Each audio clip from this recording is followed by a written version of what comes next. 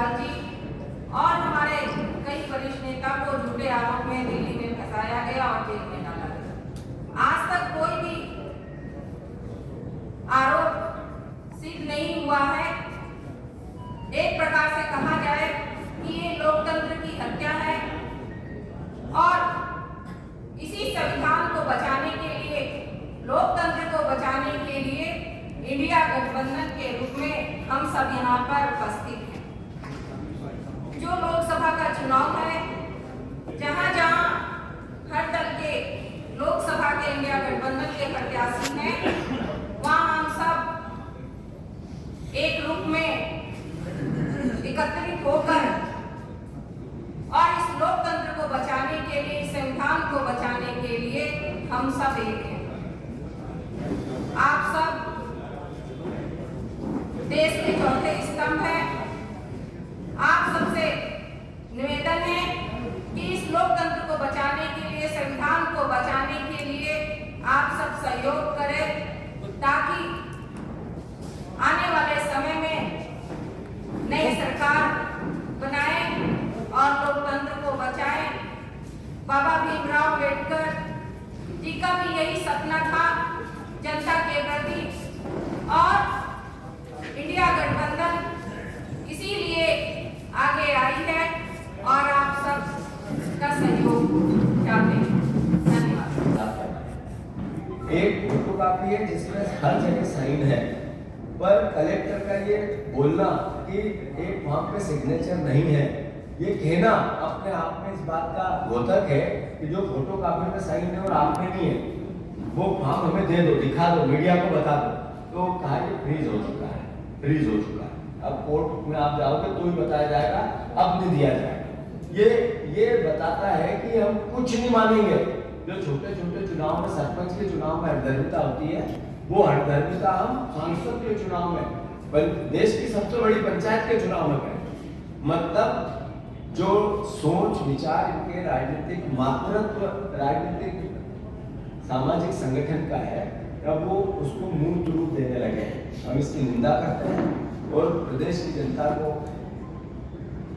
आग्रह करते हैं, प्रार्थना करते हैं कि आपके वोट की ताकत को बचाना है, राजनीतिक मर्यादा को बचाना है, तो फिर भारतीय जनता पार्टी को आपको हराना ही पड़ेगा।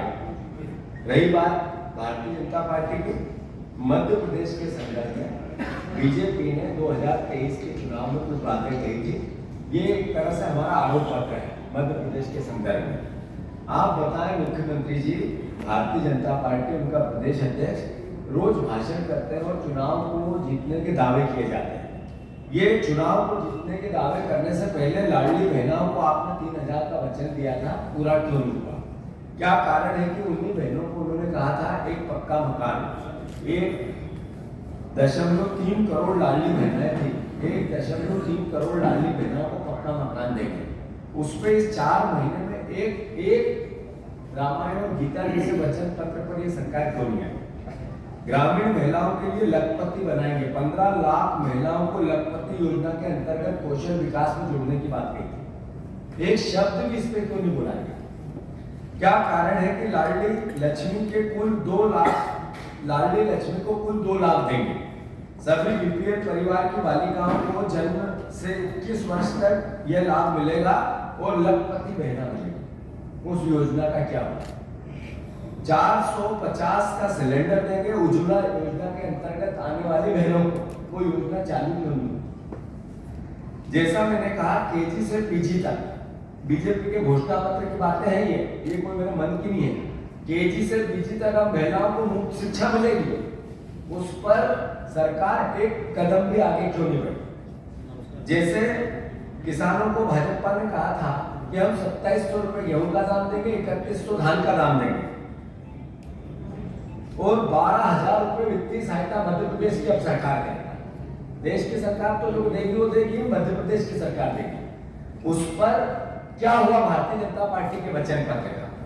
जनजातीय समुदाय के सशक्तिकरण को लेकर 3 लाख करोड़ का झूठा वादा, जो एकलव्य शिक्षक स्कूल और उसके एकलव्य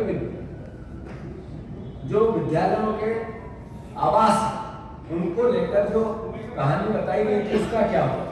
क्या हुआ मेडिकल कॉलेज मंडला में, खरगोन में, धार में और बालाघाट और सीधी में ये भाषण दिए थे चुनाव जैसे हुए इनमें हम मेडिकल कॉलेज की स्थापना करेंगे।